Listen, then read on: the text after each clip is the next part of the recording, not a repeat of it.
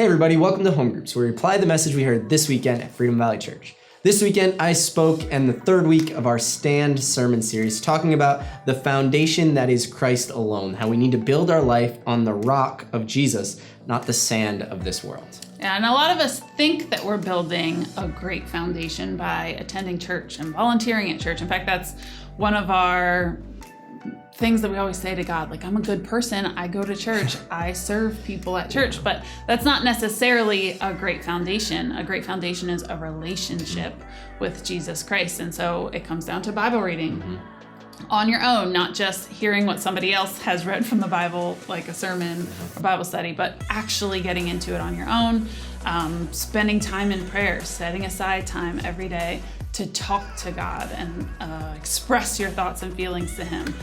Fasting, all of those things are what builds an actual foundation so that when the storms come, you have that to fall back on. An important thing to know is a healthy Christian serves, but serving doesn't necessarily make you a healthy Christian. Right. Are you doing the other things? Are you going to the Bible and making observations yourself? Mm-hmm. Are you building on the foundation of Christ, brick by brick in your daily life, not saying, well, they have a great house that I can run to if I'm in trouble. Mm-hmm. You need to build your foundation on the foundation of Christ, your home, your structure, your safe refuge. Yeah. And you have to do that yourself. And if you're doing that, then when you go through a storm, you'll stand. You'll be left standing. You'll have stood the test. And I bet you there's some of us in our home groups who have made it through storms. And what's important is we need to share those stories with others so that they know it's possible, so that they're encouraged by the faith that we made it through the storm. Mm-hmm. So